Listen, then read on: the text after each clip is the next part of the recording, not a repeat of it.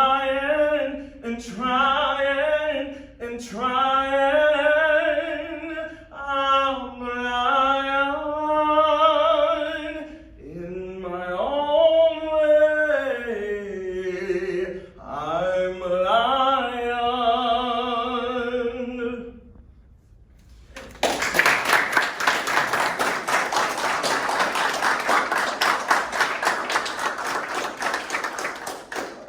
So that was a piece that I did back in high school when I did the musical The Ways, if anybody familiar with that. That piece in itself holds value to it.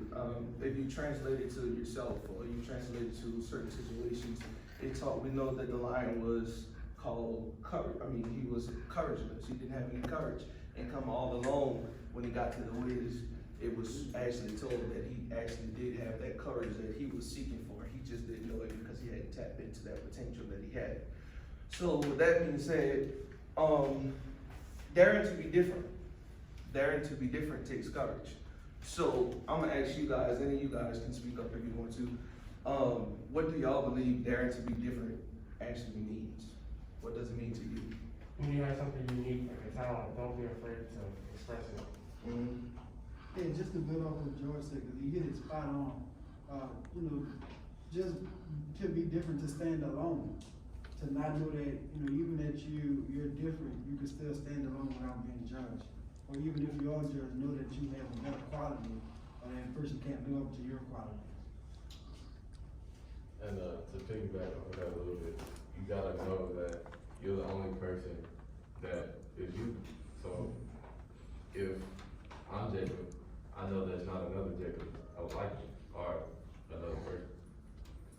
So to add to that, as some of you guys said, collectively, we all are one individual person. There's no copy of us. Nobody else can be who we are. We can't be who anyone else is. So we have to determine in our lives and where we are in life, we have to determine to continue to strive to be who we are and not try to be somebody else.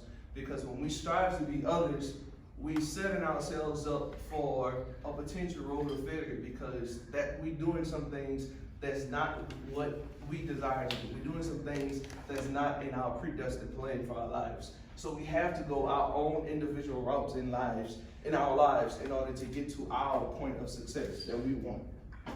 All right, so like Mr. Clark said, my name is Darius Scott. I'm from Vacherie, Louisiana. I graduated from St. Tim High School in 2017, and I am a senior vocal music education major. This is also my third year of being a crowd mentor. I was a part of the original class that Crown had back in 2018, and I am also currently the president of my fraternity. It's a music organization called Phi Alpha Sinfonia. Listen to the words of this song if y'all don't mind.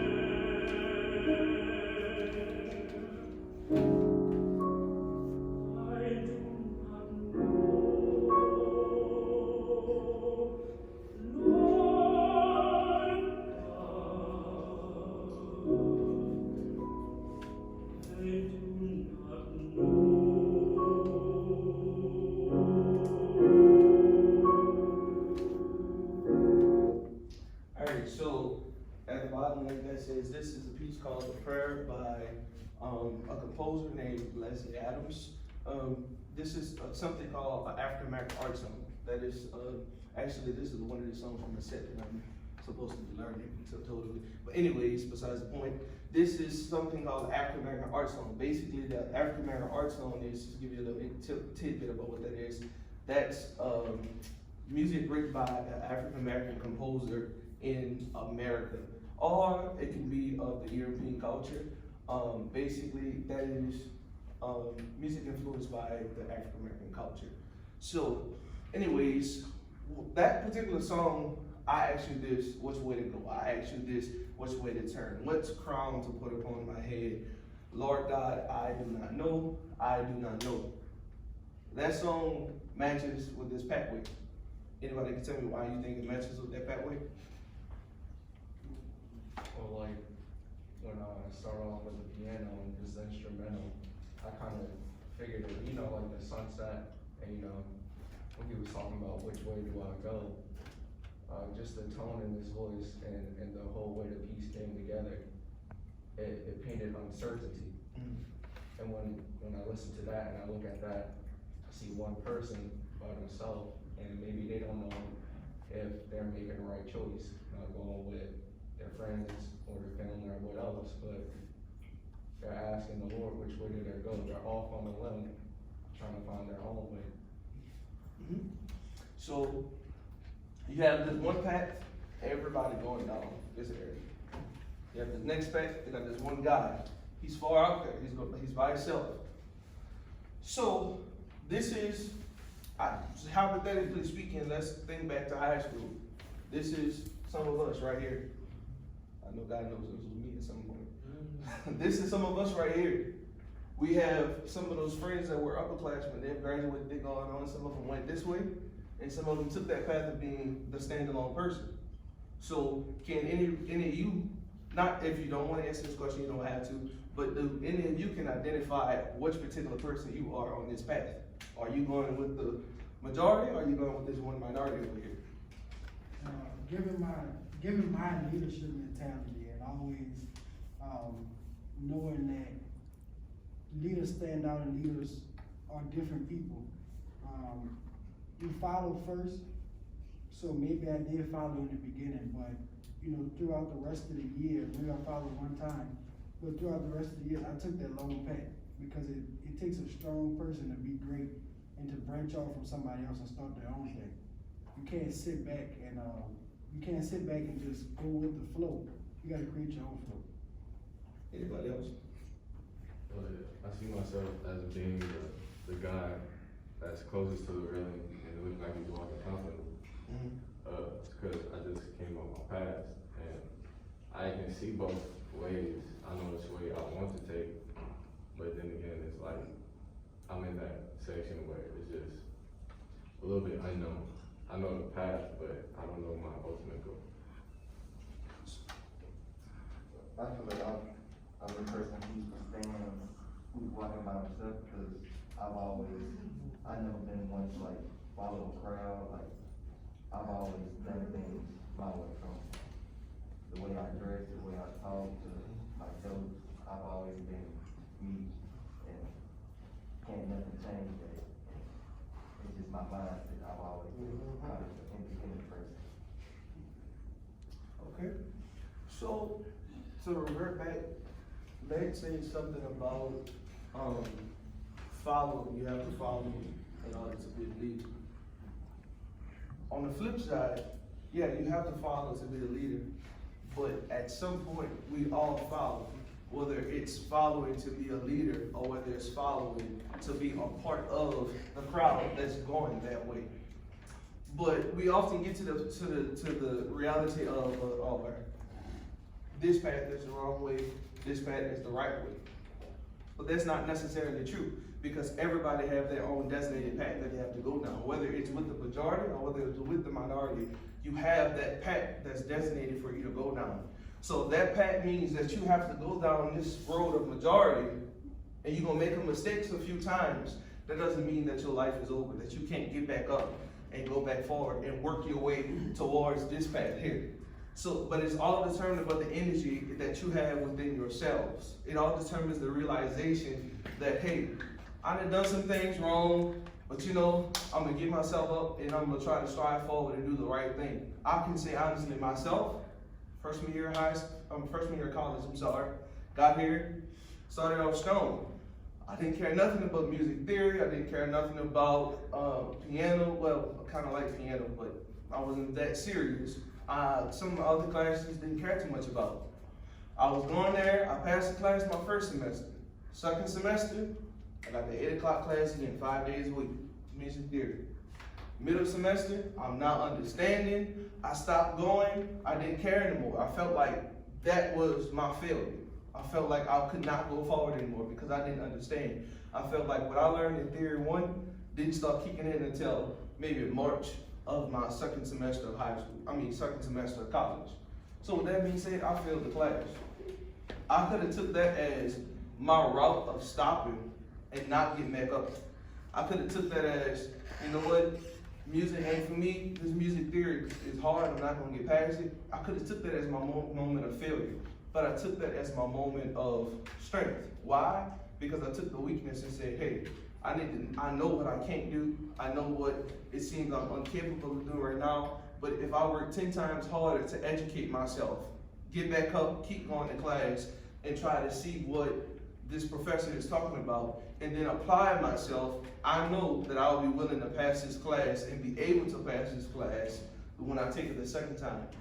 Thankfully, I was blessed enough to take the class in the summertime. And anybody want to guess what I made in the class? Okay. Exactly. I made an 8 the second time I took the class. So with that being said, I lost my scholarship, same semester. I could have stopped. My mom wasn't getting no Pell Grant. Because of her finances, I couldn't get Pell Grant, I couldn't get nothing. No kind of free money. My mama and I made a decision, we're not gonna take out no loans when you go to school. So I could have used that financially. I'm not gonna, I can't go back to school. But what happened, I worked my way back, I did my scholarship appeal, had some personal things going on between my dad and my mom. They were being separated, my dad being whatever. My dad actually told me that he actually thought about committing suicide. So that took a toll on me personally, along with the fact that I could not grasp this information I was being taught. But anyways, I did that scholarship appeal. With that scholarship appeal, I did it, I prayed, and what happened? I got that scholarship back. It wasn't the full amount, but I got money back to work towards my education. And I took that, in the next semester I came back to school with that scholarship, I worked towards even 10 times harder to get to where I needed to go. And that's why I'm here today, being the person that I am, striving to be a better me than what I am, so I can make the example for my 1-year-old nephew, so I can be the example for my 13-year-old niece, so I can be that example for my cousins that's coming up, graduating high school within these past 3 to 4 years. Within these upcoming 3 to 4 years. So that's what I want to share with you guys next.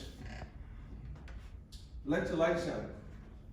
How do you let your light shine? I have some points on here. One say being an individual. You have to be yourself. And if y'all don't mind if I'll make a reference to the Bible, right? Okay. So, a few years back, I did a lesson on a guy named Zacchaeus in the Bible. Zacchaeus was a short guy. He was short in stature, so if he would have been in the crowd when he heard that Jesus was passing by, nobody would have saw him. But he climbed up a tree to make sure that his self was present and visible to where Jesus would see him. And when Jesus saw Zacchaeus, Jesus called Zacchaeus down, and then eventually that led to Zacchaeus and his whole house being saved. So with that being said, being an individual, if Zacchaeus would have stayed within that crowd, he would have never been seen. He would have never been touched. He would have never been, whatever he needed, he wouldn't have been able to get, because he was not in the place of that tree, which gave him a little extra stature. So with that being said, when you stand out alone, somebody is noticing, oh, he's doing something positive. Oh, he's doing something that's going to push him into his destiny. So since he's doing all these things, he's proven to me over and over and over and over again that he's capable, let me help him. Let me give him an extra little incentive. If he needs, say for instance, biology majors. I don't even know what biology majors do in reference to conferences. But if there's a big conference or something that a biology major want to go to, that person might be willing to say, let me sponsor him in going to this conference, because I know that if he goes to this conference, he'll be able to get a little something more than what we can offer right here on our campus. Use your gifts and your talents and knowledge to edify yourself and others. What y'all think I mean by that?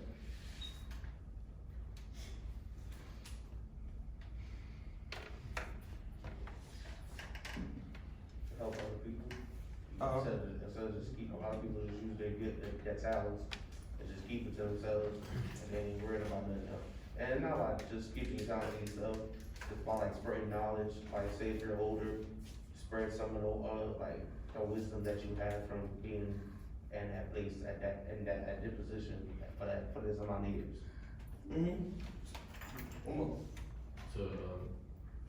To be a leader, you have to learn from a leader. So while you have talents and knowledge of whatever you're in, you can pass it down to the person that probably don't know what they need or what the process is. So passing down your talents and knowledge to them so they can become a leader as well.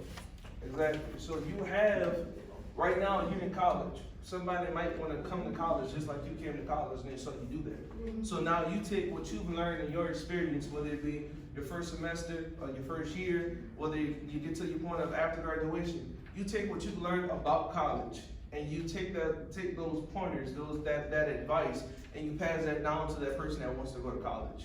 And you help them work their way, just like we do as Crown. We helping the mentors, helping the mentees push their way further up into their future years in college. Edifying yourself. What I mean by edifying yourself is you taking the things, the tools that you've been given, and you're not only using those tools to help others, but you're using those tools to help progress yourself. So not take those things and just hear it, see, don't do that. But take those things, hear it, see, and then apply it to your life. Apply it to yourself. Apply your education. Apply the different morals and ideals that you've been taught that you think is positive and able to be applied somewhere in your life when you have important decisions to make or such things like that. Being a person of integrity, when somebody's not looking, you always that same person. So the same person that you are in this classroom, the same person that you are at home should be the same. I shouldn't be able to see two different people when I walk up on you. So you should always be that person. Can I elaborate on what you said, like when you said two people? All right, so that's how I was at first. I was like that. I went home, like at school I used to be such a class clown, but I always used to get my work done. Okay? I always used to get my work done. But like at the end, like I always used to be a class clown. I used to dance a lot. I used to like do a lot of stuff. Used to be kicked out. Used to be kicked out of class. And when I go home, I just be this other person. I just be like, I'm just quiet, don't really talk to nobody. I'm always in my room, I'm going to listen to what she got to say and stuff like that. That's how I used to be.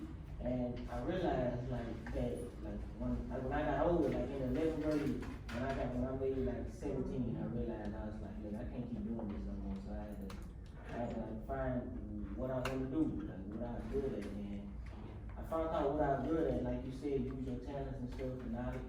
Found out what I was good at, and then I told her, I was like, look, I'm gonna do this. She was like, oh, well, I'm still going to college in the process of doing it. So that's what I told her, and it was like, it was just like we both had two different ideas of what I seen myself. Because she seen me as going to college and just finding a good job. Like, no, I see myself as going to college, having fun, making YouTube videos, and finding me a career that I love to do.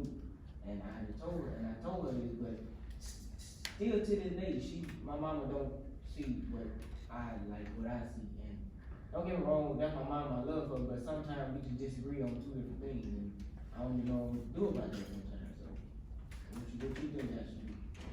So when it comes to situations like that, when you have somebody that's saying, whether it be a family member, whether it be anybody else that comes from, you're moving me to my next point, actually, I believe. Or maybe not actually. But that is one of the points I had here. When it comes to influence, whether it be a parent or whether it be a peer, Sometimes you're gonna have people that line up with exactly what you want. Sometimes you're gonna have people that doesn't line up with exactly what you want. But it's up to you to dictate whether this is good information that I'm being given or whether this is bad information I'm being given. Is this information gonna help me get to where I need to go? Is this information gonna actually, or would it affect me negatively because I can't get past, specifically when it comes to family, I can't get past what the person I trusted in most to say. I can't get past what they said. So it's really a matter of dictating, distinguishing, you know who you are. You know what you have laid on your heart to do and your heart to become. So take your heart's desire and your heart's passion and you have that move you along. And if it's a continuous situation to where it seems like you can't get the advice that you want from your mom or the advice, the good advice, you have those that are your teachers. And with those, if you have, by those many voices, I mean, you have those voices that are positive, you have those voices that are positive but insincere, you have those voices that are just negative altogether. They're not good for you to listen to. So many voices in your head can cause you to go through so many situations of uncertainty. It can cause you to go through self-esteem issues. Yep. It can cause you to go through, you know what, I quit altogether. I'm not doing this. This ain't made for me. So like I said, I'm gonna touch this street right here, peers. My struggle the most was with my peers. My family supported me musically. That was something that most of my family was involved in, enjoyed singing. I had an uncle that played all over the place since he was maybe 16, 15 years old. So music was just always around me. But my peers was the hardest, like I said. I had some of those peers that loved to hear me sing. And then when it comes to the other end of the retrospect, I had the peers, which are my male peers. They thought singing was gay. They thought singing wasn't something that a boy do. So I had that problem from maybe middle school to the point of maybe junior year of high school, where I went through the phase of, man, is this really what I want to do? All I do every time I get up on stage, all people do laughing or whatever, they just look at me funny. I don't want to do this no more. I went through that stage because somebody challenged my self-esteem. And it was like, it went through the area of, am I really meant to sit here and take on what they're saying? Because this is something that I really find and enjoy. This is something I really want to do. So then I get to something called LYS, Louisiana Youth Seminar, which was a youth summit. LSU. Yeah, LSU. I went there my junior year of high school, well, rising up to my senior year. So I went to LYS, and it was there that I made the decision that, you know what, music is for me to do. We was having a conversation with something, I can't remember exactly what it is, but it was like music is specifically what I need to do. Why? Because we have a lot of upbringing of kids when it comes to music in the K-12 system, or just in general, if you're taking voice lessons, piano lessons, whatever instrument you decide to play, you have a lot of them that are discouraged at a young age. Why? Because, oh, you can't play that. You're not gonna be a good player. You're not gonna be a good singer. Singing ain't for you. You might as well get out, don't do this. You're wasting your time. And to me, it was like, that ain't true. Just because a kid or a child might not play or sing as advanced as you expect them to at a certain age, don't mean you're supposed to give up on that child. That means that you're supposed to take whatever situation, whatever particular place they're in at that moment, and you help them advance to the area of the expectations that you have for them. Then with that point on, you help them continuously grow. When you do that, you sow seeds into a child that is bad, and those seeds can take root, and that child will never pick up the passion that they once had before. And with that being said, by the time they get 30, 40, 50, they in life like, man, this what I'm doing ain't for me. And that could have very much been the career field that they were supposed to go in. This ain't me, this is what I'm supposed to do. And you have a midlife crisis because you're not doing something that you enjoy. And that's why when I got to the point of, I have to do what's best for me. So we're moving on to my next point. Anybody have any questions before I go forward? Family, like he said, if you have a family, you got some positive family influences, you got some negative family influences. I had a moment, my uncle, the one I looked up to the most, that was a musician. When I first got to college, hey, you know, a music teacher don't make a lot of money. You sure you won't do that? But it was like, man, it hurt the most because it was like, it's coming from the mouth of my uncle that I least expected that to come from. But that advice or that conversation that he had with me came from out of his birth from out of his own experience as a musician. Why? Because he only stayed in the church musician realm and didn't go out of that. And he stayed in that church musician realm, and he had churches that was playing basically like some of my friends said, playing on his top. They won't give him his money when he needed his money. Too much extra drama going on. So that came from his own experience. You can't always take that advice or take that conversation literal that a person gives you all the time, because some things are birthed from out of that person's experience, but it's not necessarily your experience. Teachers, they can do the same. They can sow some seeds in you that are just going to swell up in you and grow. Okay. And swell up in you, and they're going to grow, and they're going to become good, or the vice versa. So this is me, high school. This is me on my end. I was, this was a talented music program I did. That was the Wiz when I played the line, and that was my always and forever moment of when I knew for sure music, especially like I said, music was for me. I did a quick tidbit